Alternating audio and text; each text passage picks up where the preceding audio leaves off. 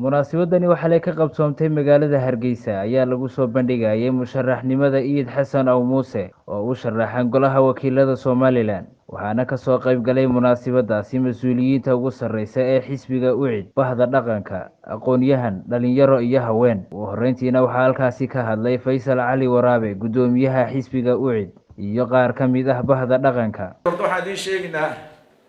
inaanu horan u aqbalnay musharaxnimada Iid Xasan haddana aqbalnay yaan idin sheegana insha Allah waa sidaa uu sheegay anaga Iid markii hore noomay keenin odayaal noomay keenine isaga ayaa xafiiska yimi waxa Siciid baana isoo raaceen waana waxa weeye insha Allah taala dadku dalku u baahan yahay hadda oo warqadiisa akhriyay waxaad moodaa inuu anigu iga dhaxaliyaad moodaa intaan qabo intaa uu sheegay waa intaan u doonay inaanu dalkan hadda baarlamaanka cusub hadda la yiraahdo waxyaalaha oo inuu qabanaya waxa ka mid ah waxyaalaha badan uu sheegay ayaa ajendayaasha oo ugu horeysiinay inaan joojino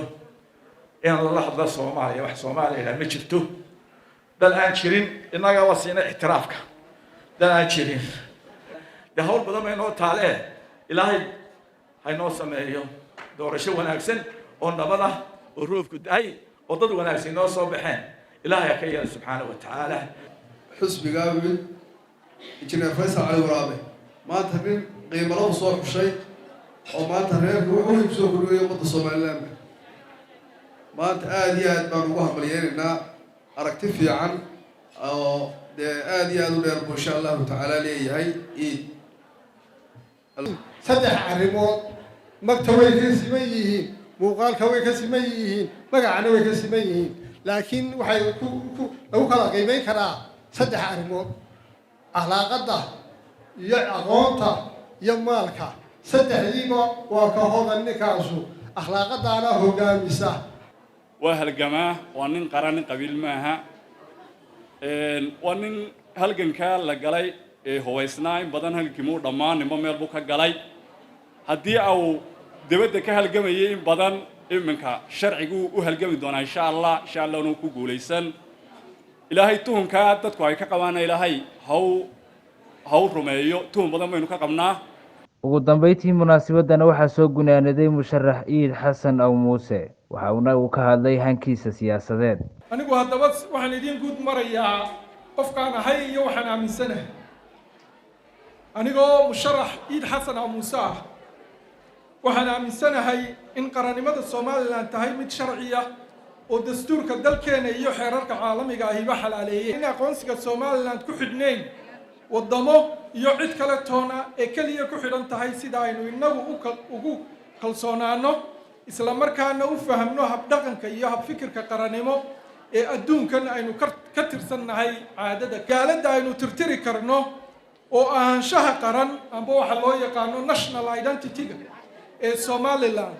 ahaansho walba ka sarreyn karo sida lagu gaari karaana tahay nidaam dawliya oo cadaaliya hab fikir qaran ku dejiya manhaj qaran isla markaana ka haqabtira muwaadiniinta reer Somaliland baahiyaha nolosha ee aasaasiga ah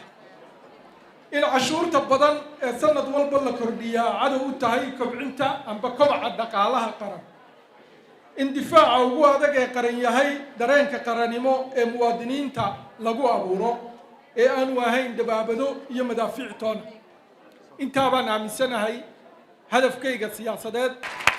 qorshaha in golaha wakiilada haddii aan tago Iid golaha wakiilada muxuu ka qabanaya golaha wakiilada amba wakiilada golaha jooga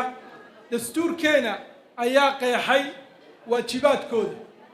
marka inta uu dastuurkeenu qeexay